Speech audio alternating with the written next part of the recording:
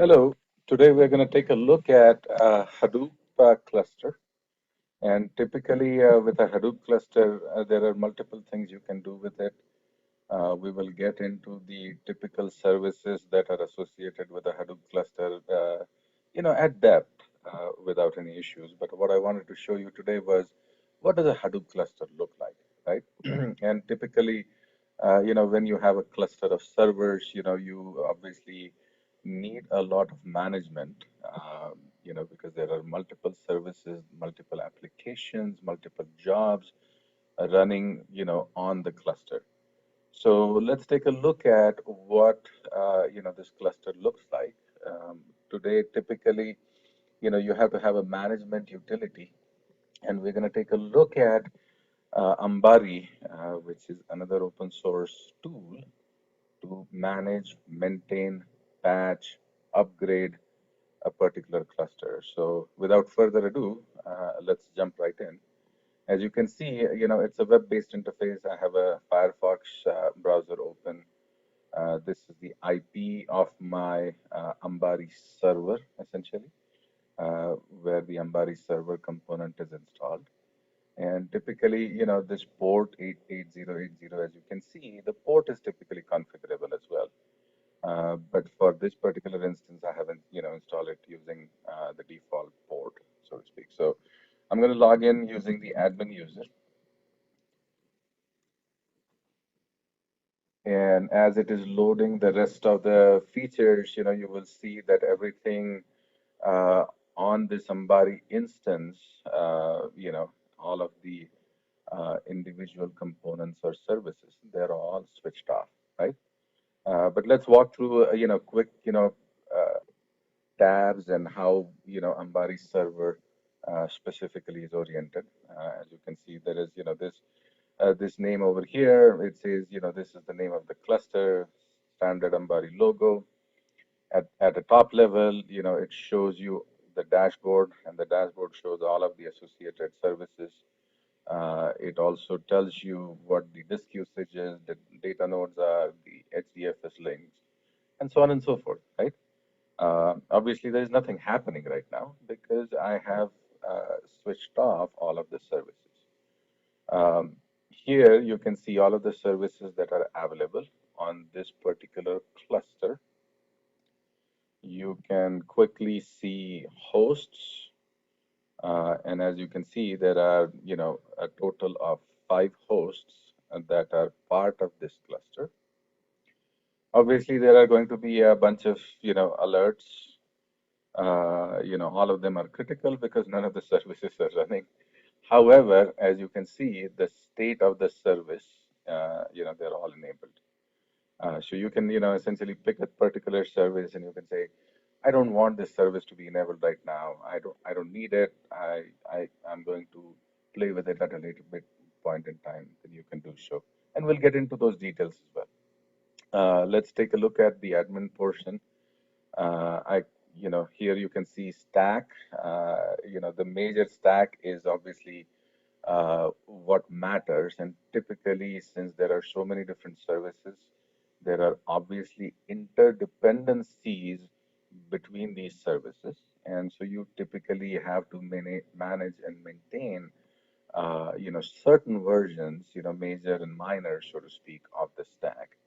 In this particular instance, as you can imagine, HDFS essentially is the heart of, a typical Hadoop cluster or a big data cluster, right?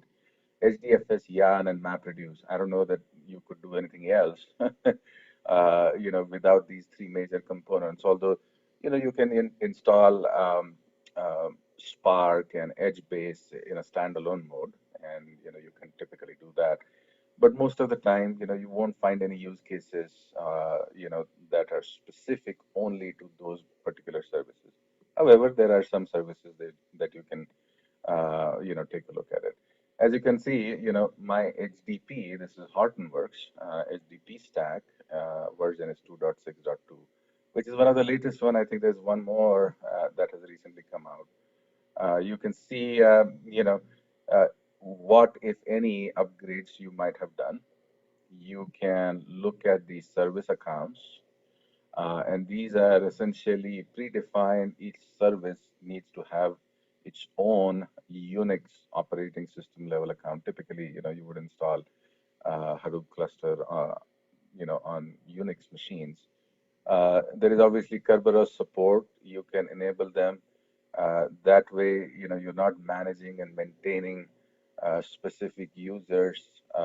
You don't have to maintain it on every single node of the cluster. uh, it becomes a lot easier. And because enabling Kerberos is such a big topic, we're going to have to look at it as a completely separate topic. Service auto start, you can obviously enable these services.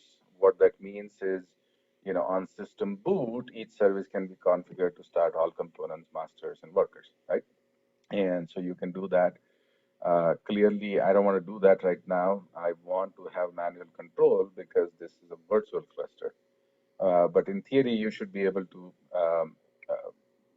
make sure that all of the services auto start, which is a nice feature, right? You install a additional node and you install a particular server. You don't have to worry about it managing and going into that server and maintaining how these particular each individual service on each individual node can be managed. Now, typically, 10 to 12 nodes is fairly standard at the very least in terms of the cluster size, right?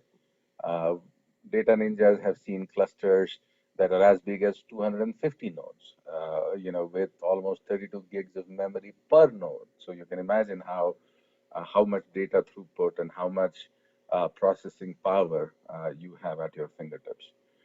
In this particular, little window tab here, you have Yarn Queue Manager, the Files View, Hive View, Smart Sense, and Tez, and we're going to get into details of each of these at a later point. But for now, this should serve as basic, introduction orientation into Ambari and where everything resides. And obviously, you can manage Ambari. There are settings that you can take a look at. The local time, whatever it is set to. This is pretty important, down the line because there are several automated tasks that you may want to do, with this particular cluster. So what I'm going to do right now is I'm going to go down, scroll down here, and as you can see, I'm going to say start all. It requires you to confirm something that you are about to start all of the services. And as you can see, it will start all of the services, and it takes a little bit of time because there are several different services that come into play, and it's a fairly complicated system. But again, it becomes a lot more manageable with Ambari, and there are other tools out there that will allow you to do the same thing. But Data Ninjas have found that Ambari is probably the best one of the lot. It essentially has several components that you are looking for in terms of DevOps, and this should work just fine. Thanks, and we'll continue with the series here in the next set of demos. Stay tuned.